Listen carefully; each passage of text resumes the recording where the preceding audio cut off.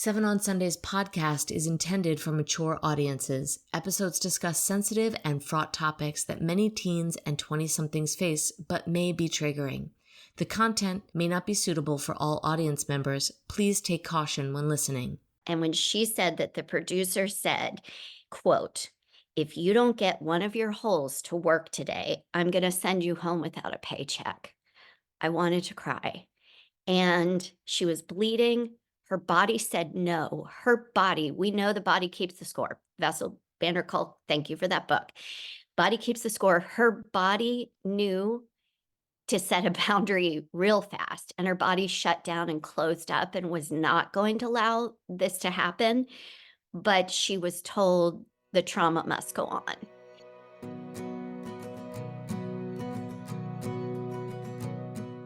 Hello and welcome to Seven on Sundays, the podcast about how young adults are navigating sex, relationships, and life today. We are your hosts, Dr. Chez Leeby and Stephanie Boye, and each week we will share our candid conversations with young adults and experts about today's tough topics.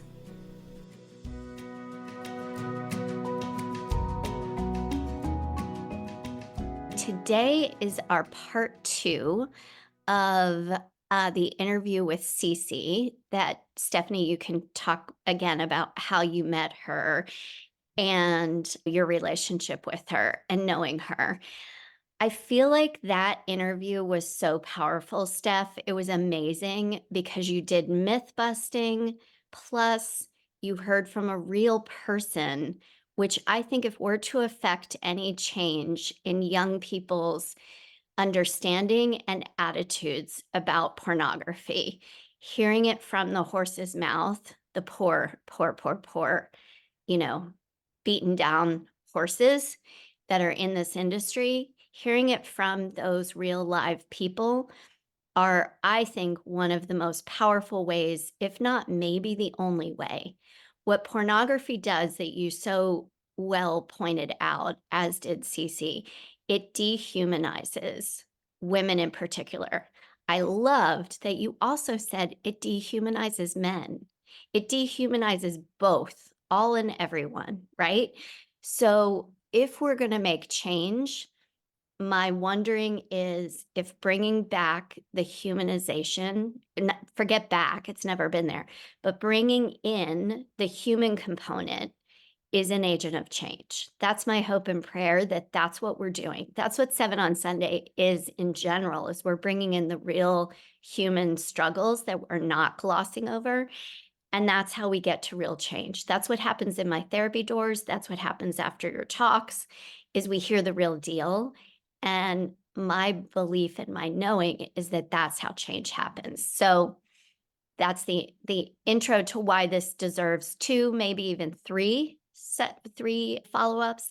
It merits this.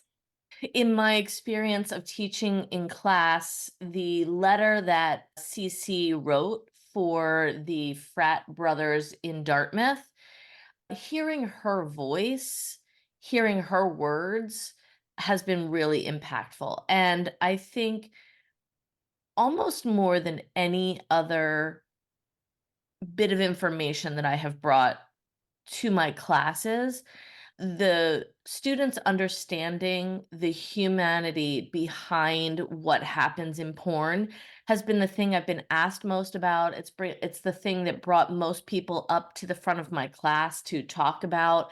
And I think it is the thing that makes the most difference in young people. It certainly was for Oliver, and that's what I shared in my TEDx talk.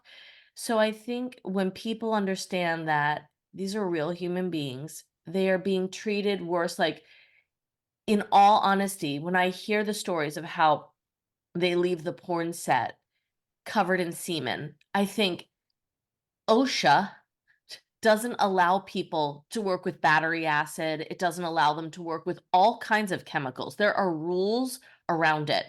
Yet these girls leave the set and they get pink eye, they get herpes in the eye, they get herpes of the mouth, they get, they have venereal diseases and there are no protections set up for them. I think we are really in a captured culture where we are prioritizing the sexual gratification of the masses over the few sacrificial lambs. And literally, these girls are, and guys are, the sacrificial lambs for your sexual pleasure. We don't even treat dogs, animals on set the way, like I mentioned it in the interview. I said, Lassie, I remember watching those movies where any animal is hurt, and at the end they're like, no animal was harmed in the filming of this movie. You cannot say that in pornography. You cannot say that. How is it that we have lower standards for human beings than we have for animals? And I love animals, so I think that there should be a standard for them. But I love human beings. I guess I always just have been motivated by, like, these girls you are willing to watch, you're willing to watch them be hurt. Would you be willing to invite them to dinner? Would you ever be willing to invite them to your dinner? But no, but you get off to them every night. So I don't know. I have a lot of strong opinions about this, but there are some of the things that I feel like deserve thinking, critical thinking in regards to. 100%. And you mentioning OSHA, like the standards that we have. I mean, think about it. Even during COVID with masks and gloves and all those things, pornography was still going on, like, if not more than ever, and OnlyFans and all these other things.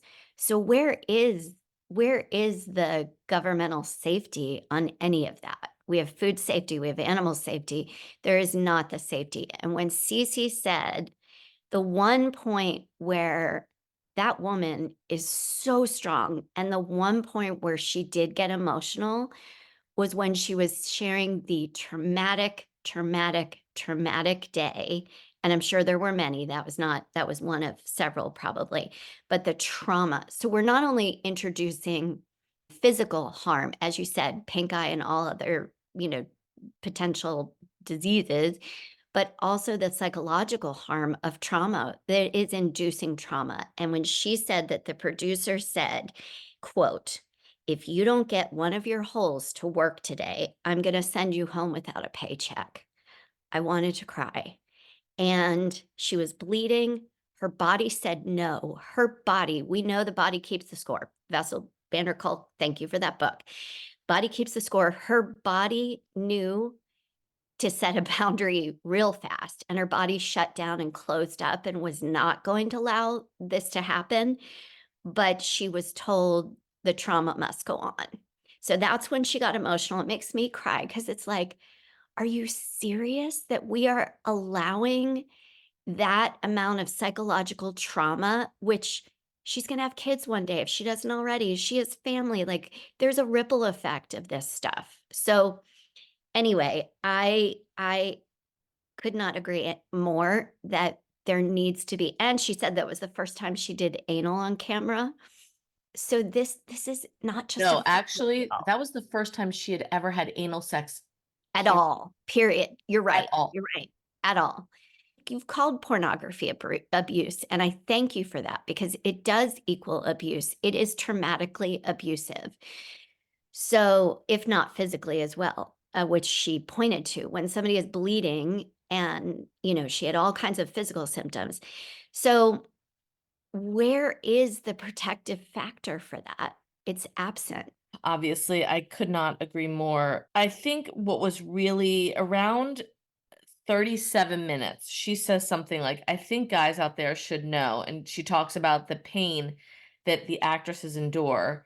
And she talks about the fact that they are taking drugs to deal with not just the physical pain, but also the emotional pain.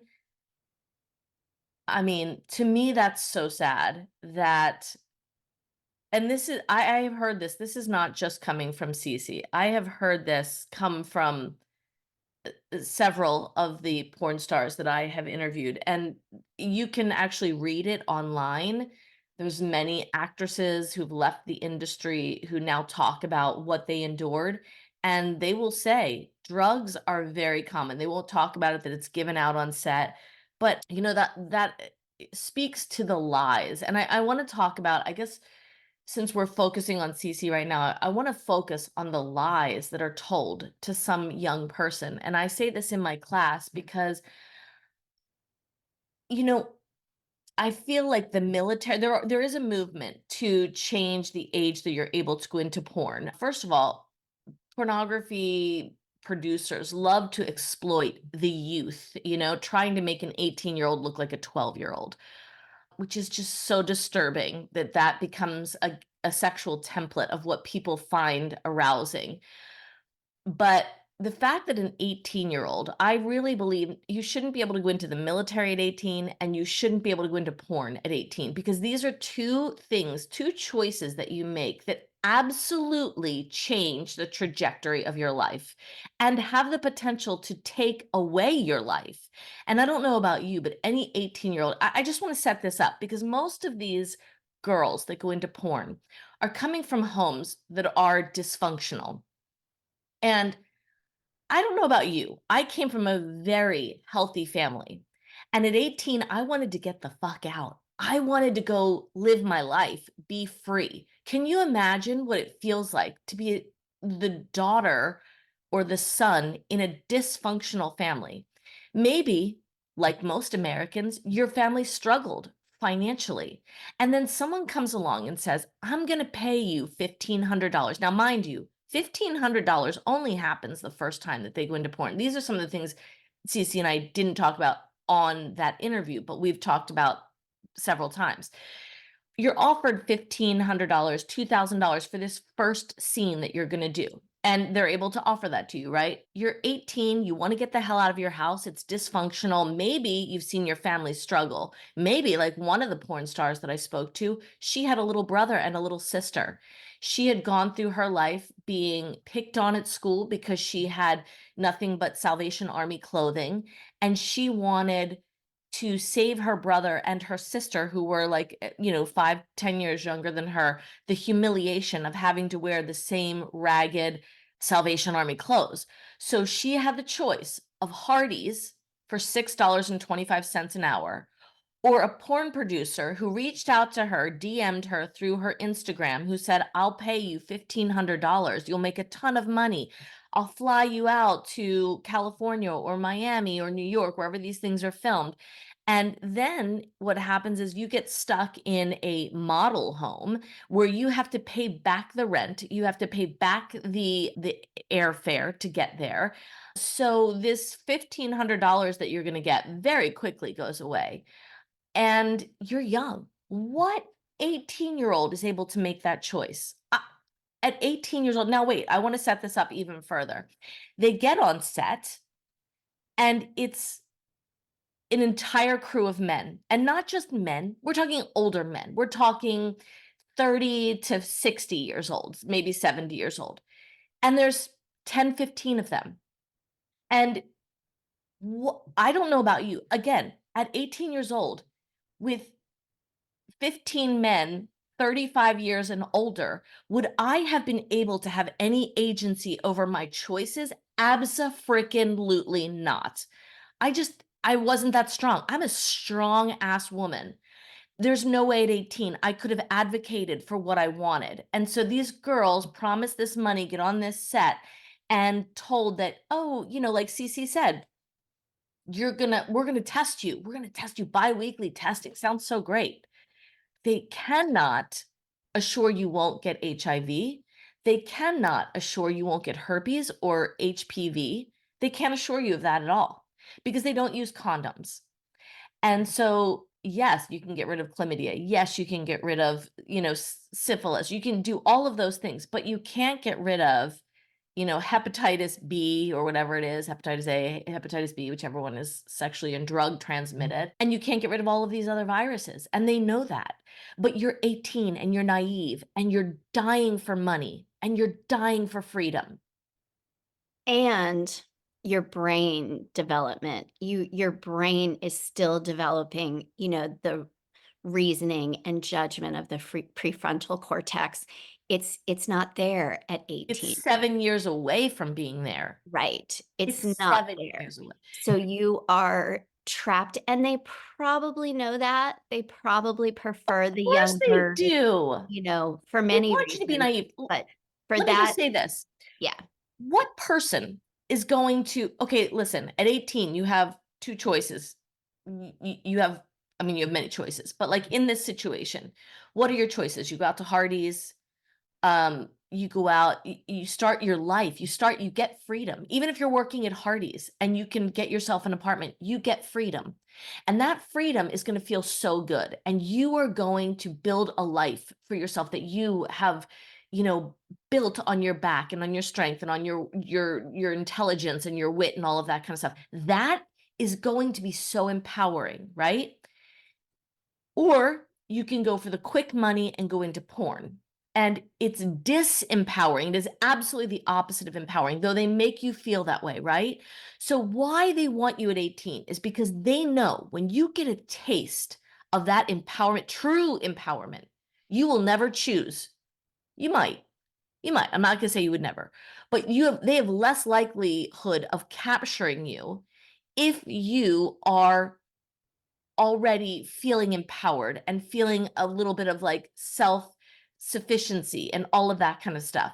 So think about it. It behooves them to get you when you're pissed off at your parents and you want to be out of the house, when you're desperate for money and you don't know how capable you are because up until this point, someone else has had control over your life. I also wanna say that Cici used the word recruiter, and I know that word really well because, in my husband's business world, recruiters recruit for business, right? A recruiter in this scenario says to me, prey, that they are looking for prey. They are looking for that naive prey and recruiting them. And there is a study that I bet you know Recruiting is a of nice word for groomer, for FYI. groomer. It is, absolutely. There's a study that you probably know of, Steph, the California study, where they looked at adult film actresses versus control group of the same age and other factors. And 37% of the film people had experienced child sexual abuse versus 13% of the control. 24% were in poverty, so what you're saying, versus 12% of the control, 21% in foster care, excuse me, versus 4%. And 33% met the criterion for depression. So they are recruiting a particular, prototype of what will put up with what they need them to put up with to be bleeding and, saying, not even saying yes, but going along with the program, right?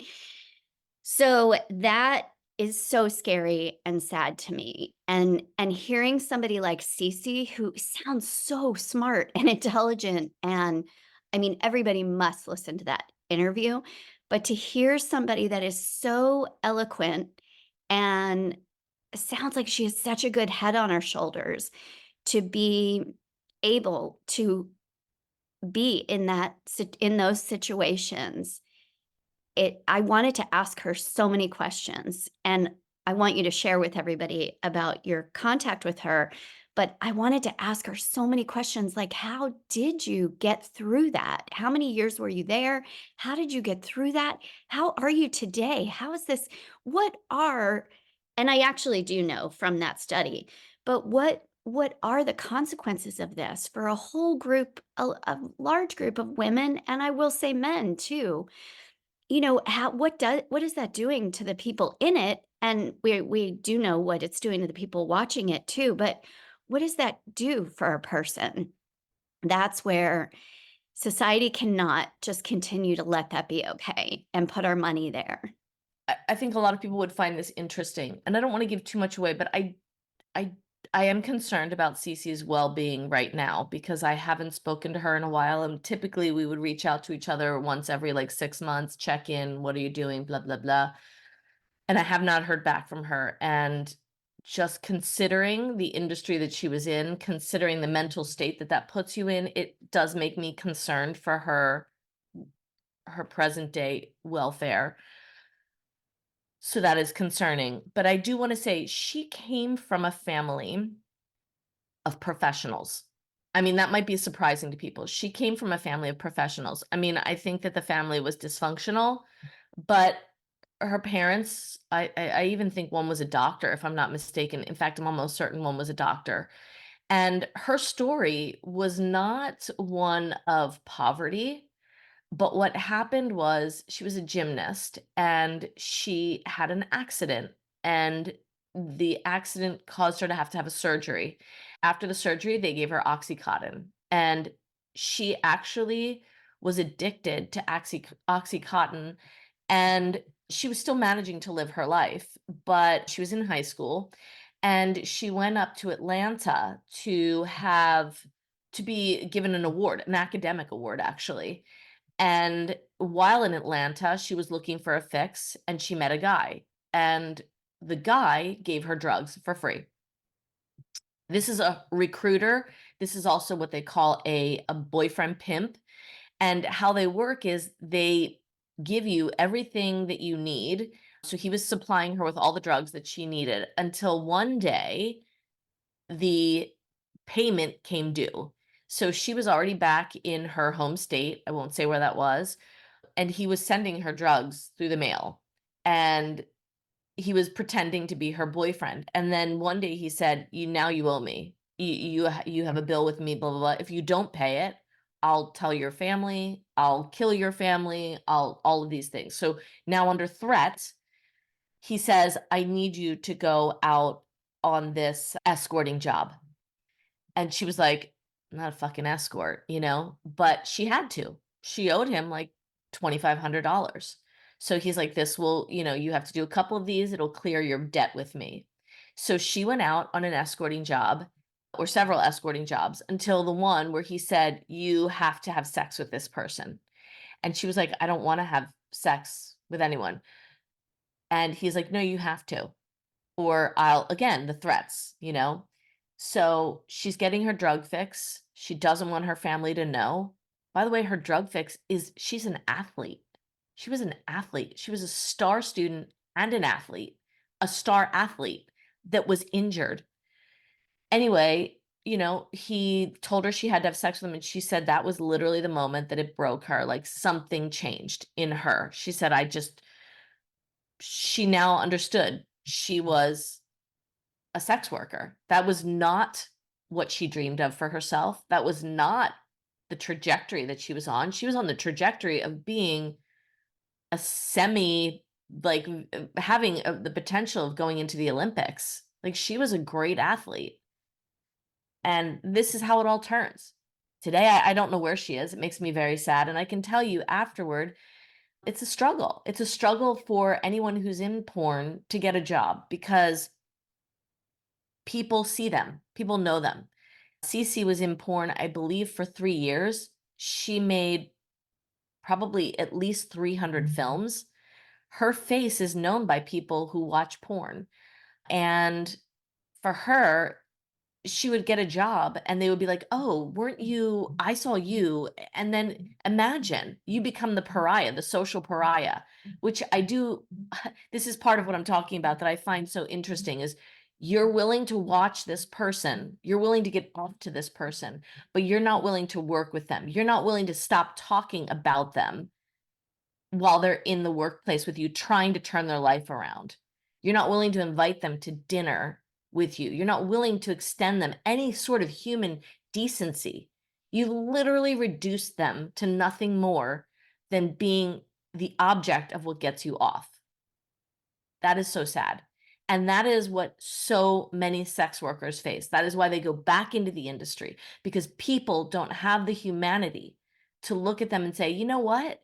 You are more than the choice that you made. You are more than your dependency on drugs. You are more than what you had to do to buy your little brother and sister a normal life because your mother was incapacitated."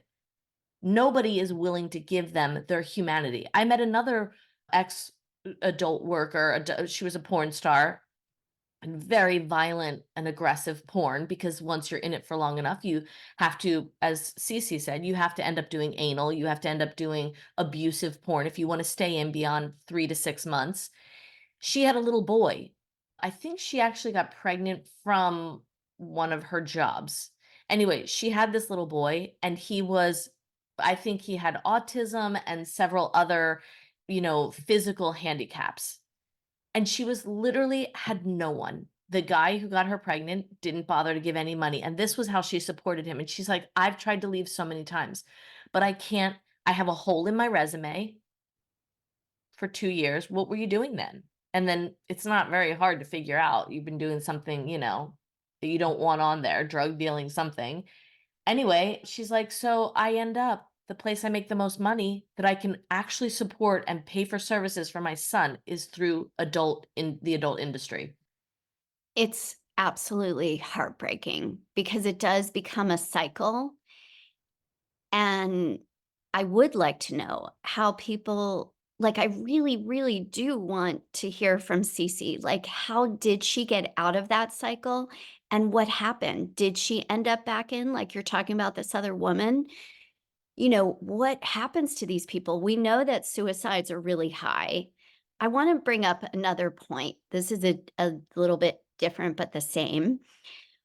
The other thing that struck me that Cici said, the points where I noticed my own reaction of just, oh my God, when she said the words, society and we all become so conditioned and desensitized to the rough, aggressive sex that happens. And she used the words, she said, it becomes a video about the ways that men make hate to us. So instead of make love, which is a really nice word for sex, for what that is, or what we aspire for it to be for people, she said make hate. So it's even beyond, for me, the word sex. It is making hate. It is a video about making hate physically, sexually, emotionally, spiritually, like, because it's spiritually devoid, but it's making hate. So that's what we have to also teach if we're gonna make an impact in this, problem that is out there. How do you shift it so that people don't see it as sex even, but they see it as making hate? It's almost like if Hitler made videos, I would call those making hate. This is making hate against women in the way that Hitler did against other particular people. We all know that. So that was profound for me that she said those words. That's why she is brilliant. I will pray, pray, pray for her because this to anyone to be subjected on a daily basis, weekly basis, monthly basis, I don't care what it is, to be the object of making hate in such a violent physical way and an emotional way, that does a huge number on the brain and the heart and the soul.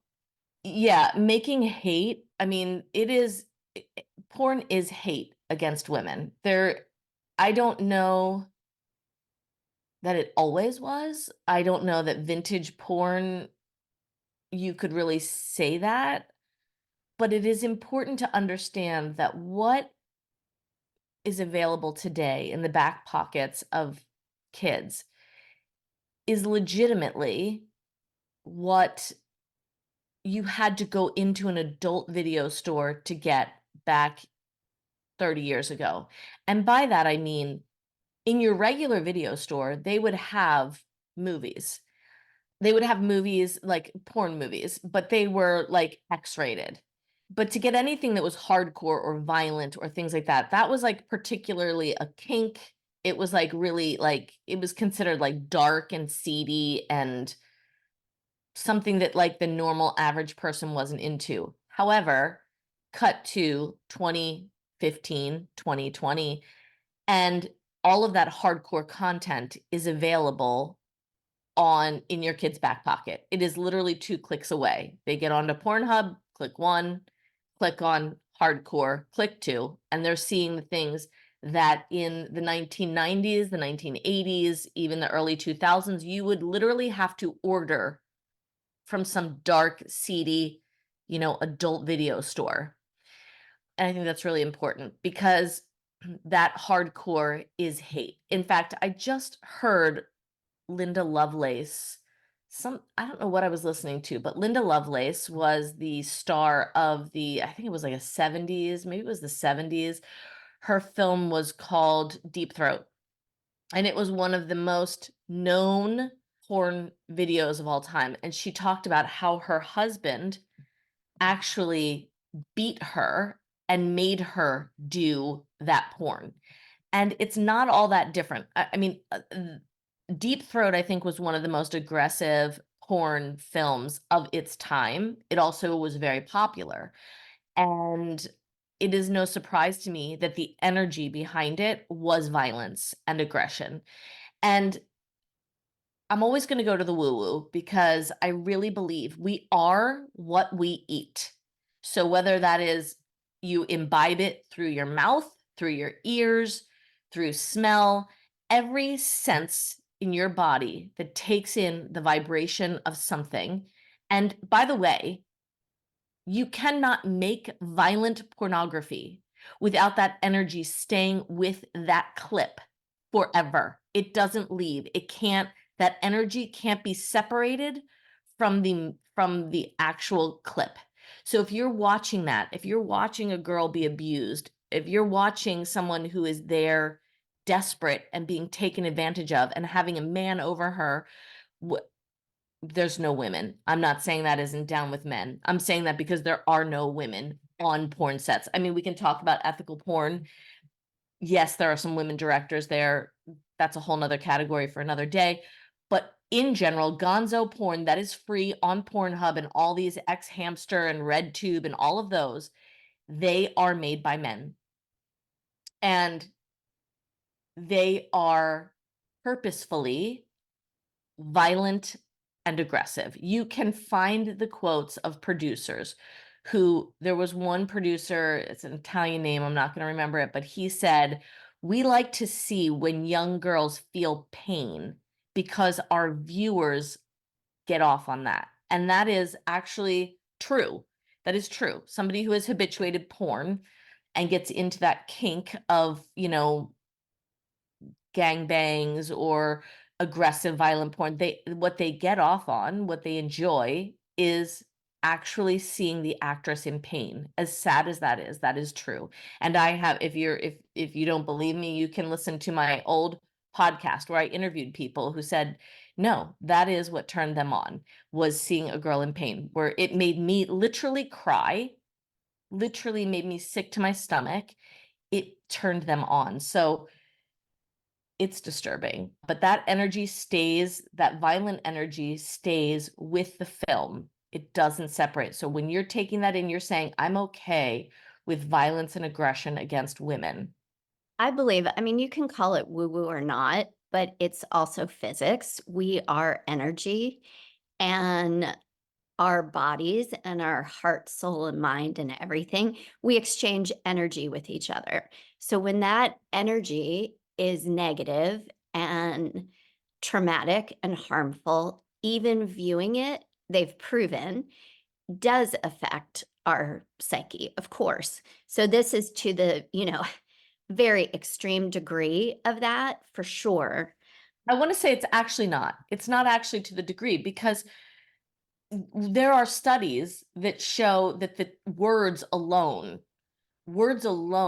can change our physical makeup, right? So the Japanese guy who wrote words I on know walls him really froze it. well. Emoto. Yeah, Dr. Emoto, such a good name that he was talking about emotions on water and water molecules. Yeah. So he proved, he studied water molecules. They said the word hate or war, and other ones said love and peace, and then looked at the ice particles under a microscope. And the ones that were peace and love were these beautiful ice formations, and the ones that were violence and hate had just scattered ice particles. You can see it. It's an amazing study, but the reason I'm pointing that out is because even when physical violence isn't shown in a video, there is often verbal violence. It's slut, whore, fuck, I'm going to fucking slam you and, choking and all of that kind of stuff. So the words along with the words and the actions, if you were to take all of the violence that's in pornography, is it always physical violence? No. But if you look at that which contains verbal and physical violence, it's like 60+%. It's lower than what they said, which was 80%, but it just depends. If you've escalated into violent porn, it's 100% of what you're watching. And Like, it's it's pretty sexual much that violence simple. too. I mean, it covers the gamut. That's what I'm saying, is there's a range of things we're exposed to without knowing it, of those kind of things, the news, whatever, of things we're exposed to. But this, I'm saying, is to the degree that it can cover all matters of violence in the most inhumane ways.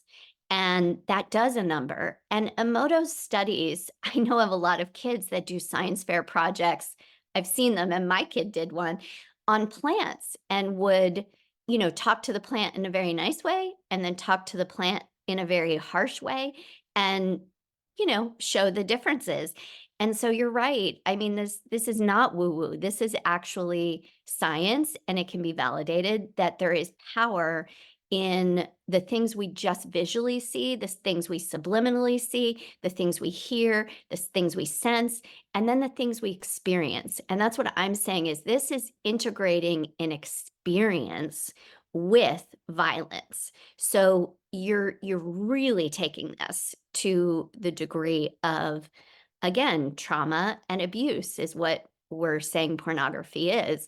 And it is definitely traumatic. And when anybody that is, looking at this, when you think about an 8, 9, 10-year-old taking that in, if there is anybody in the world that does not say that that is traumatic and abusive, they're wrong, 100% wrong. And it doesn't even matter age, but when I think about a little child, I am like, this is abuse. This is trauma for them to see this. And we know that because in talking to people, as we have on our show, or just clients or students, talking to people that have watched porn from a young age, they do get preoccupied. They do feel a trauma response. Like the categories fit, like it is there.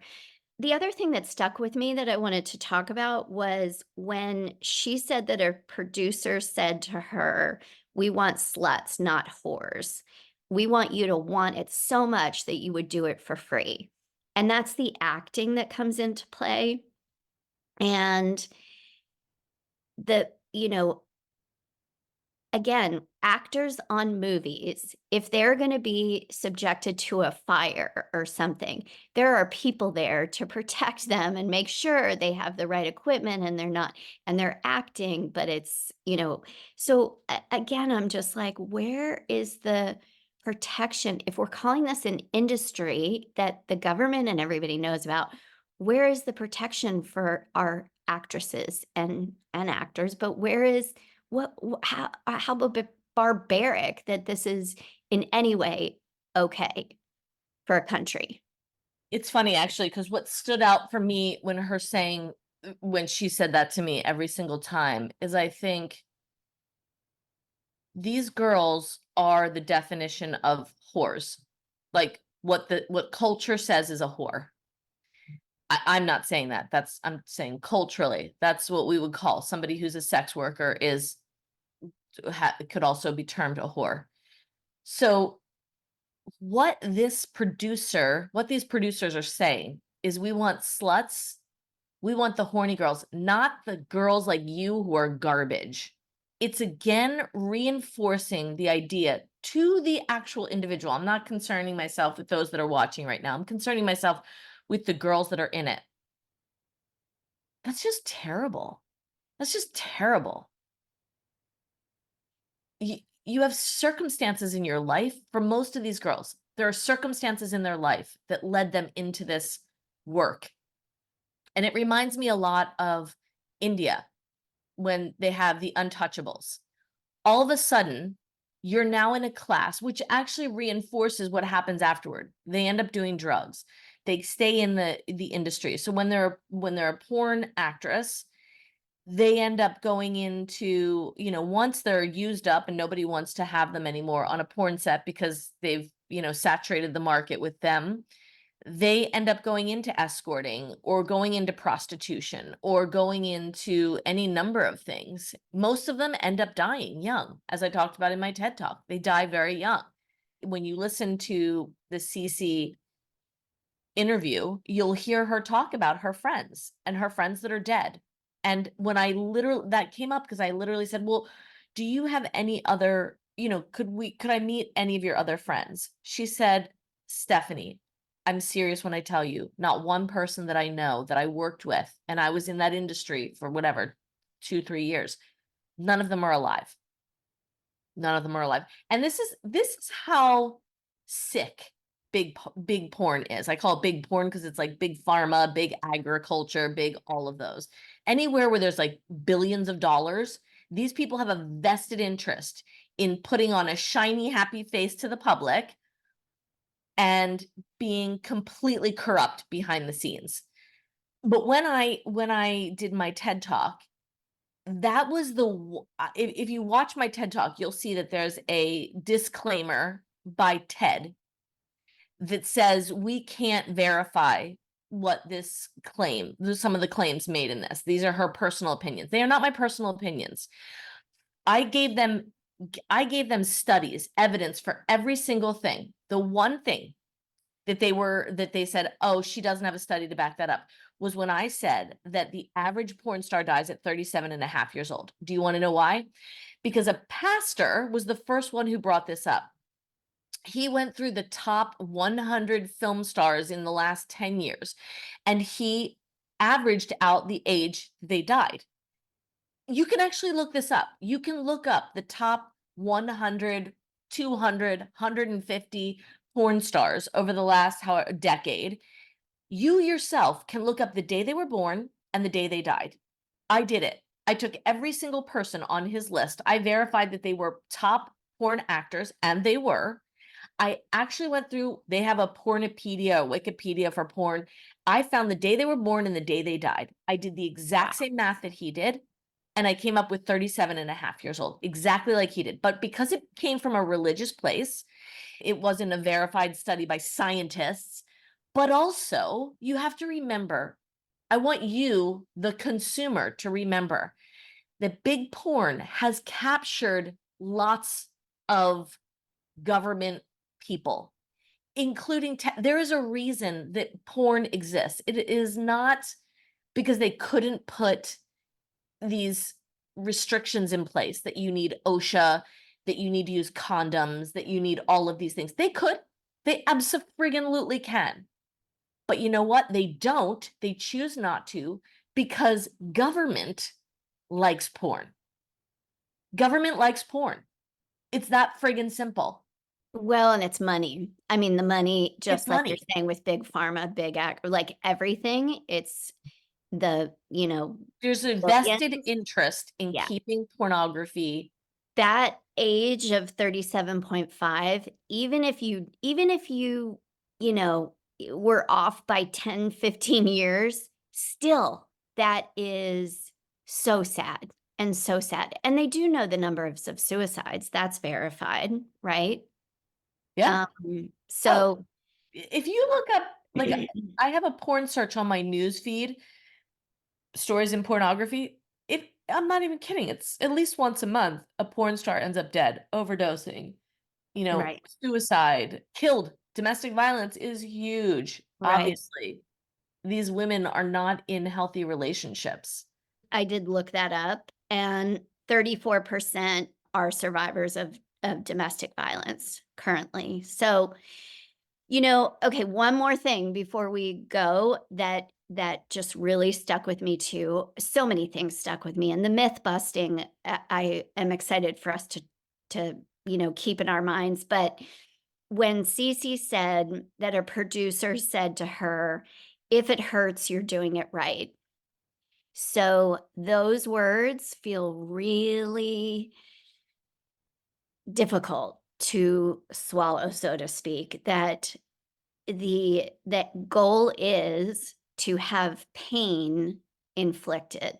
and we're talking about making hate, and we're talking about pain, and we're talking about bleeding, and we're talking about all these things that are not seen and are referenced, like you said, like, it escalates into the hardcore painful porn that some people habituate to. But to tell a woman that if it hurts, you're doing it right, a woman that's trapped in this. So that is heartbreaking to me. How about the fact that she said when we had a discussion apart that like young girls are seeing this stuff. Young men have these ideas that this is what sex looks like, but young girls, if they see porn or if their boyfriend sees porn, this is what is supposed to like be pleasurable. This is I for the record, I just want to point out this is the opposite of female led pleasure. This is not how females uh in general derive pleasure from sexual activity. Now, when our sexual template is set to violent, aggressive pornography, because it's important to understand the definition of pornography is it is any material that is made to arouse the viewer. But if you're being aroused to something, and so it doesn't matter how violent and aggressive it has a sexual component. Our body responds, even if our mind thinks that something is really messed up, our body can respond and be like, wow, I feel super horny after having watched that. So I'm not saying that if you watch porn and you think, oh, aggressive sex seems arousing, that's because your sexual template has been set to that. You have gotten aroused, probably masturbated to, and had an orgasm from viewing this type of behavior. And now the trigger in your brain says choking or aggressive behavior equals orgasm. It doesn't have to equal orgasm. You very much could just have an orgasm or get horny from seeing your boyfriend take off his pants or your girlfriend take off her top. That is very possible. You could get a strong arousal response from those things. If after you saw your boyfriend take off his pants, you saw your girlfriend take off her top, you then had sex, you had an orgasm, you would correlate your boyfriend taking off his pants with that orgasmic feeling. It's possible. It happened for centuries. 200,000 years of human beings have been aroused by like women showing their ankles used to arouse men. Okay. So you don't need this type of thing to get arousal. It's only because culture is telling you you need it. So it's really important to realize that you're setting yourself up for needing this type of exposure in order to feel arousal. Yes. And all that you're saying is like classic conditioning stuff. So when we realize that, that's where we want to be empowered and agentic to say, do I want the porn industry conditioning my sexual template, or do I want to have control of that? Do I want to say what turns me on? That's where I think this education is really important and can be changed, but Even Cici says that. She yeah, said in that thing, she said, think for yourself. The porn industry doesn't want you to think about who you are and what you want. The second that you take control, the porn industry loses. And Cici, a person who has been hurt immensely by porn, doesn't even hold this against men or anything. She says the greatest power all of us have is to think before we watch pornography and to say, I am choosing not to go down that path.